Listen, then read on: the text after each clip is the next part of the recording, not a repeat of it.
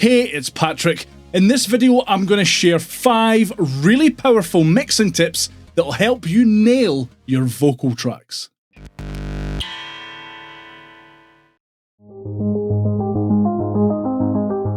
Applying compression to a vocal track is a tricky business. It's particularly important to know what the purpose of you adding compression to your vocal track is. What do you think it needs? What do you think it's lacking? When you're all set, avoid that daft wee dial found in GarageBand's Smart Controls window at all costs. It just doesn't give you enough control. GarageBand's stock compressor plugin, while still not perfect, is a much better option. You can find it in the Smart Controls plugin menu under Dynamics. It comes with loads of presets that you can use to find a decent starting point to work from, or you can try the presets that I've created that are on screen now. I found these to be a better starting point for my voice. Obviously, you'll need to tweak these a wee bit to fit your own voice. If you want a really in-depth run-through of how to EQ your vocals in GarageBand, check out the link in the description. For now, here are a couple of points to get you started.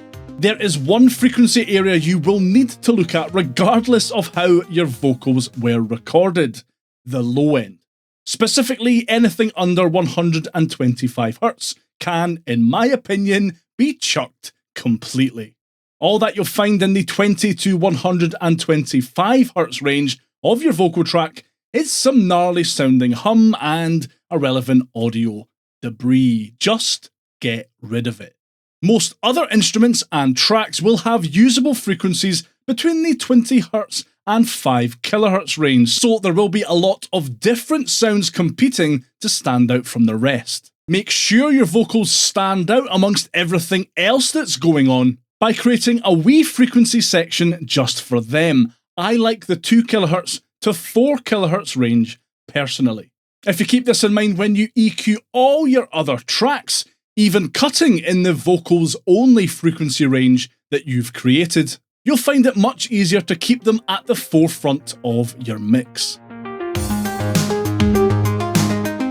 You can go a few different ways when adding reverb to your vocals. You can add just a little to add a bit of character to your vocals and maybe give a more polished sound. Or you can go all out and add loads of reverb.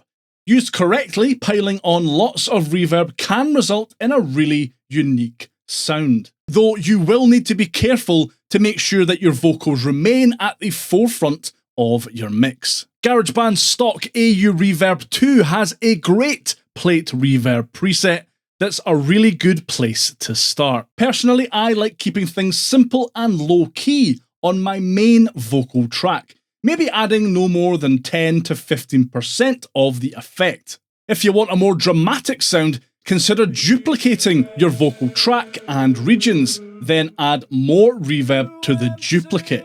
This will allow you to have more control over the amount of reverb without compromising the clarity of your main vocal.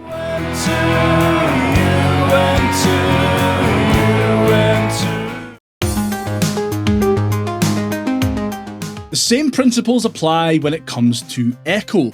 I'd recommend holding off going all out on your main vocal track, maybe 10 to 15% max, as this will just sound unfocused.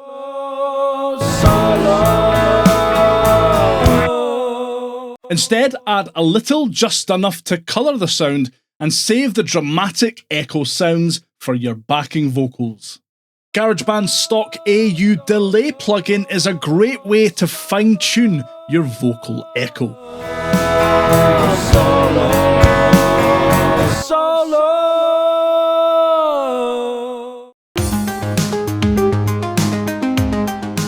A great way to add extra power and thickness to a vocal track is to double it.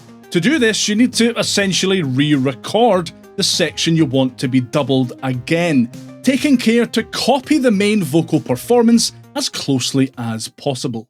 Here's a wee sneaky trick. If you're having trouble closely duplicating your original vocal, Try omitting any consonants from your duplicate performance.